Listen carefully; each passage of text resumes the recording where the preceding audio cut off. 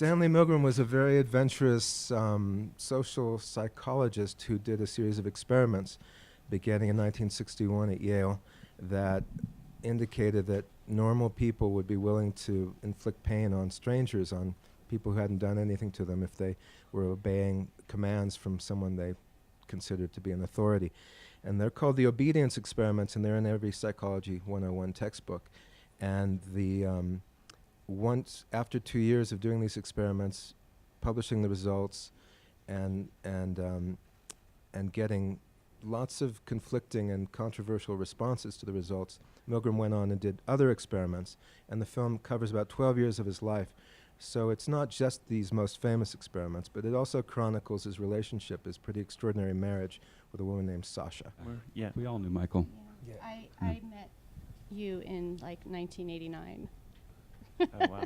We have a very, very close mutual friend, and then We were at an awards ceremony together. we were down by law was, remember, it was that year, whatever year that was. It was the Independent Spirit Awards. But then also when you did the Sam Shepard documentary. Yeah, I mean, I had a blast with Michael doing Cymbeline, now Anarchy, and I had so much fun with him. I just felt like he was a true artist, and he wasn't trying to do something that was, just easy or just commercial for the sake of commercialism. I mean, he really wants things to be vital and He is and the cinematic. experimenter. Yeah, and where his And the film is almost like an experiment. I mean, it's really this isn't like a biopic, although it references the genre. I mean, there's something about the film itself that the construction of it, and I was saying before, it's like a box of mirrors, that just the different levels of reality represented in it are something that you also see in the experiment, right? The reality to the person who's doing the shocking is that they're shocking someone in the other room. Of course, that's not the reality. And I think even when I was reading the script, I just became fascinated by this sort of like really interesting puzzle that the film was. I mean, for years, I was sent material by Michael. I mean, I feel like I've seen everything. I had not seen the 60 Minutes piece until after we went, but I feel like that was like the last shred of anything I hadn't seen. Honestly, I'm somebody who, I read a lot of that stuff. There's a lot of it.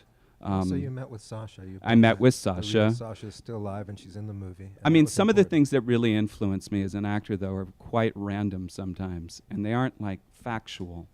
For instance, one thing I really loved was this self-portrait he did that you sent me. It's like a line drawing, and he appears to be wearing sunglasses in the self-portrait. Either that or he's like doing a reflection on his glasses.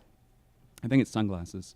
And there was something just about that was his self-portrait. I actually put that on my wall for a while, and it's not like I have any literal response to it, but it's not just like scientist, you know what I mean? Smart guy.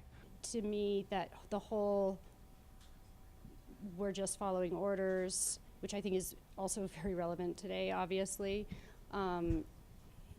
is just really fascinating how normal people could, and that's what I just wanted to say that because it's that embedded was in the movie. and It's yeah, a big and that frightening aspect. banality of. I remember I reread the Banality of Evil, like before we did it, which was Eichmann in Jerusalem. Yeah. yeah. Like the thing that you also learn from these experiments, these people didn't do it without resistance. It's not like everybody just said, yes, sir, zap. I think sometimes when we think of these things in history and going on right now, we think like people dutifully following orders looks a certain way. I think people have great anxiety about it, and that's empathy. And that's the beautiful part of the thing that he discovered. It's not just 60-something% of people. How many? And 65% go all the way. It's that many of them, if you watch the footage, are weeping and begging and pleading and stammering.